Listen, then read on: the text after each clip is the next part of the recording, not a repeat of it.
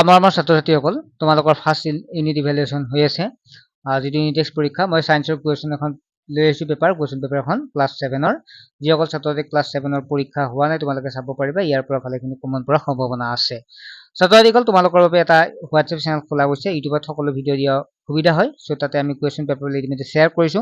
তোমালোকে তাত কুৱেশ্যনছৰ সকলোখিনি পাই যাবা তোমালোকে ডেসক্ৰিপচনতে হোৱাটছএপ চেনেলৰ লিংকটো পাই যাবা কোনো পেমেন্ট কৰিব নাই বিনামূলীয়াকৈ ফ্ৰীকে তোমালোকে তাত জয়েন হ'ব পাৰিবা হোৱাটছএপ চেনেল লিংক পাবা লিংকটোত ক্লিক কৰি ডাইৰেক্ট হোৱাটছএপ চেনেলত জয়েন হ'লে হ'ল তাত কুৱেশ্যন পেপাৰবিলাক ইতিমধ্যে দিয়া আছে আমি জাস্ট কুৱেশ্যন পেপাৰ আলোচনাহে কৰিম মানে তোমালোকক শেয়াৰহে কৰিম এনসাৰখিনি তোমালোকে চেষ্টা কৰিবা ইতিমধ্যে আগৰ কুৱেশ্যন পেপাৰবিলাক মই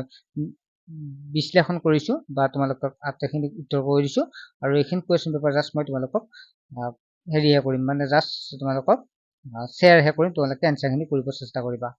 বাল্বৰ ফিলামেন্ট তৈয়াৰ কৰিবলৈ কোনটো ধাতু ব্যৱহাৰ কৰা হয় সীহ হ'ব নে গোল হ'ব নে তাম হ'ব নে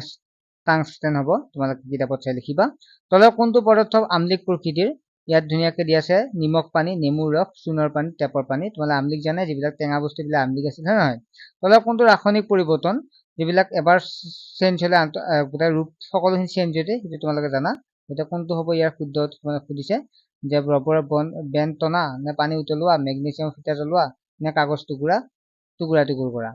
নেক্সট তলৰ কোনটো অন্তৰক হ'ব তাম হ'ব পাৰা হ'ব কাজ হ'ব নে গোল হ'ব নেক্সট 5 নম্বৰ প্ৰশ্নটো আছে বিদ্যুৎ কোষ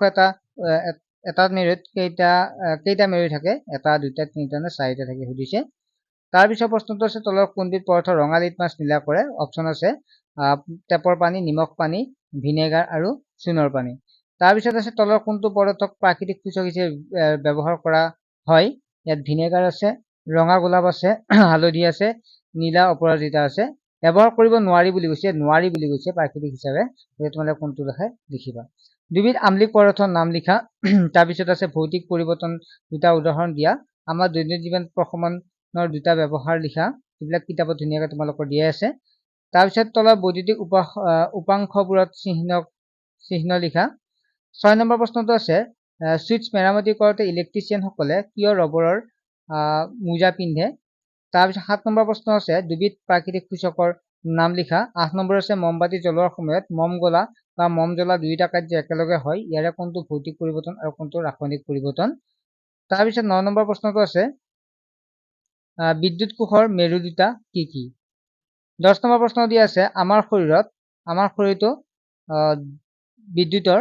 ডেছ হ'ব কোনটি হ'ব লিখিবা লোহাত মামৰে ধৰাটো এটা ডেছ পৰিৱৰ্তন ডেছ নীলা লিটমাছ ৰঙা কৰে তাৰ পিছত আছে বৰ্তনী এটাত হে পৰিবাহিত হয় বিদ্যুৎ কেৱল ডেছ বৰ্তনী এটাতে পৰিৱৰ্তিত হয় নেক্সট 11 নম্বৰ শুদ্ধ অশুদ্ধ লিখা অবলয় নীলা লিটমাছ কাগজ ৰঙালৈ পৰিৱৰ্তন কৰে বেটাৰী এটা গোটক কোষ বোলে পানী ভাৱ হোৱা এটা ৰাসায়নিক পৰিৱৰ্তন প্লাষ্টিক হৈছে বিদ্যুতৰ এক ভাল পৰিবাহী প্ৰথম পদাৰ্থ কি দুবিধ প্ৰথম পদাৰ্থৰ নাম লিখা 13 নম্বৰ প্ৰশ্নটো আছে কাগজ ফালি পেলোৱা আৰু কাগজ জ্বলোৱা একেধৰণৰ পৰিৱৰ্তন নেকি কাৰণ দৰ্শোৱা জ্বলন উষ্ণতা কি দহনৰ বাবে লগা তিনিটা চৰ্ত লিখা তাৰ পিছত আছে 15 নম্বৰ অৰ্থাৎ লাষ্টৰ প্ৰশ্নটো আছে বৰ্তনী কাক বোলে তাপজ্যোতি চাকিৰ সৈতে এটা বৰ্তনী চিত্ৰ আঁকা ছাত্ৰছাত্ৰীসকল আশা কৰোঁ তোমালোকে এনেকুৱা প্ৰশ্ন আহিলে পৰীক্ষাত পাৰিবা আৰু এইখন প্ৰশ্ন তোমালোকে পৰীক্ষাৰ আগত প্ৰেক্টিছ কৰি যোৱাটো বহুতেই ইম্পৰ্টেণ্ট ঠিক আছে নেক্সট এটা ভিডিঅ' লগ পাম চেনেলটো সাবস্ক্ৰাইব কৰি ৰাখিবা